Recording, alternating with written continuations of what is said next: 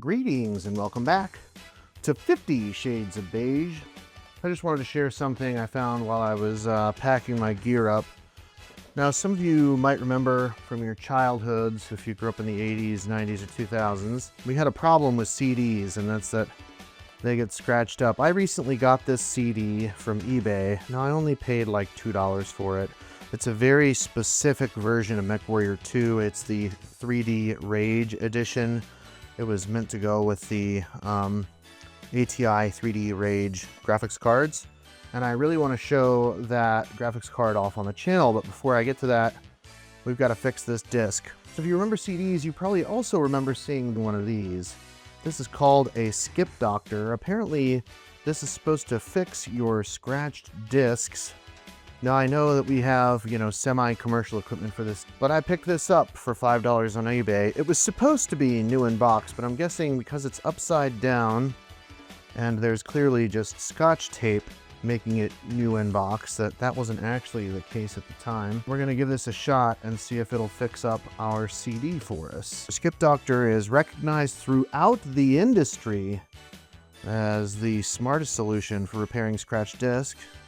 The patented Flexi Wheel with its unique micro-frictional surface uniformly removes a microscopic layer within the safe buffer zone. This process smooths scratches to renew disc's protective layer while leaving music, DVD, data, or game information unaffected. So you're supposed to spray the rejuvenating fluid lightly onto the play side of the disc. Do not spray the label side, in case you were wondering. We'll go ahead and spray this on a little bit here. I'm assuming that's enough. Ooh, zesty. All right, let's go ahead and get this thing in the holder. I'm assuming it goes like that. There we go. This just goes in here, face up, and there's the little Flexi Wheel thing they're talking about. So they got some flexible plastic here. That's kind of cool, although unfortunately, I've got a feeling these Skip Doctors will not age so well because of that. This is just going to get dry rotted eventually. On the back side, we have nothing. Manufactured by Digital Innovations, made in China. Patents pending worldwide. digitalinnovations.com. Taking a look inside the handle here, and we'll see it says QA passed. Oh wait, so I assume this is from 2008, but I'm really not sure, to be honest. I'm just guessing. That would be about right, given how the packaging looks and that sort of thing. Alright, we had to kind of switch places here because I'm right-handed. And I want you to be able to see the cleaning action.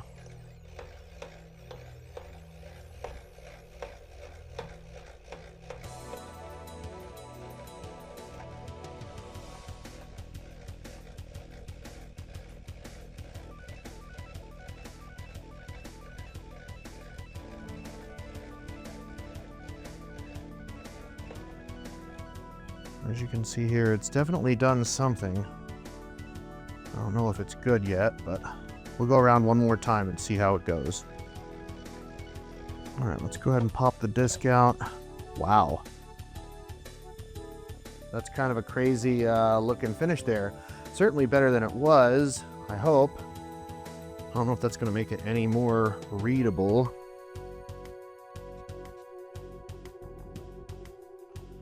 Okay, it does look like the little groove marks are coming out, which is good. Nothing really coming off on the pad, though.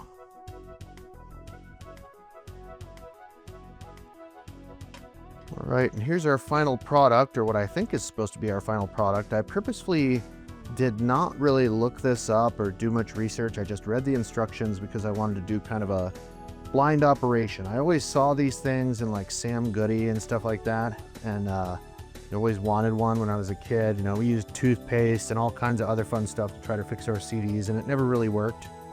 This looks like it could work, so that's interesting. Okay, so I went ahead and pulled out one of the beige boxes. This is a Pentium III socket 370 system on an Intel D815 chipset. This is the D815 EEA Easton board with 256 megabytes of memory. I just went ahead and pulled out my IDE to CF adapter and then the Cobra AW840 sound card. I actually found that, I believe I found this on Phil's computer lab several years ago, and this is actually my first time trying it out. I bought it new old stock. But I feel like this sound card paired with the Pentium III and the All-in-Wonder is a good combination for the time period. And I'd be interested to see how we do. It should be plenty to play MechWarrior 2. Now, I did take quite a lot of time to get to this point, and if you're into retro computers or computers in general, be sure to hit subscribe because I'll be talking more about this in depth in my next video coming up next week. Anyway, let's see how we do.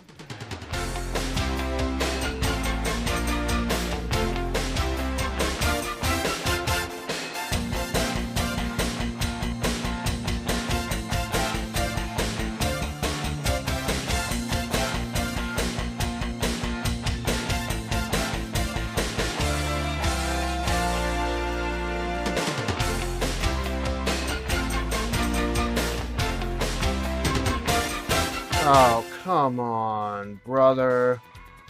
Oh, fook me. Oh, I see. Your name is Spook Me. All right, well, after several days of troubleshooting, we were finally able to get this system up and running with Windows 98, with the unofficial Service Pack 3, and everything seems to be hunky-dory. In case I didn't mention it earlier, we actually ended up going with the ATI All-in-Wonder from 1999. That's a Rage 128 GL chip, and it's got 128 megs of RAM, so it should be plenty to play MechWarrior 2. Now the next hurdle that we need to cross is just to make sure that this thing installs. I've got the disk, and we're going to go ahead and pop it in and see if it reads, and take it from there.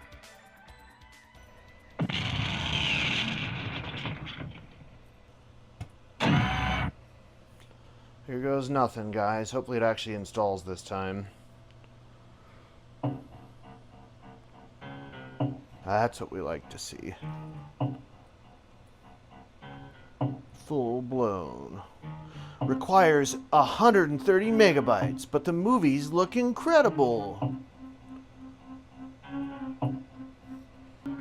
Okay, nope, MechWarrior 2 is for the ATI 3D Rage. Assumes you have installed the current release version of drivers. Yeah, we figured that one out already. Wait a minute. Holy smokes. What is happening right now?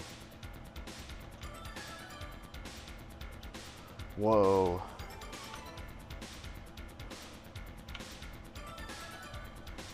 Something is very wrong with this.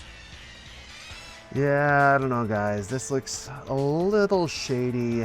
I'm not sure how I feel about it. I think I'm gonna think on it and kind of gather myself up and attack this from a different angle.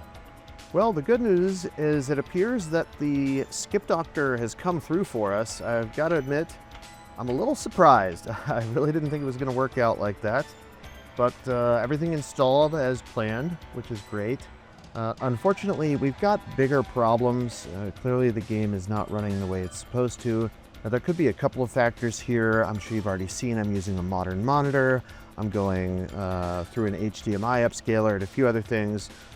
If it comes down to it, we'll break out the CRT monitors and that sort of thing. But I'm going to see what I can work out this week, and hopefully we'll see you next weekend for part 2. Be sure to subscribe, and in the meantime, thanks so much for watching, and we'll see you soon.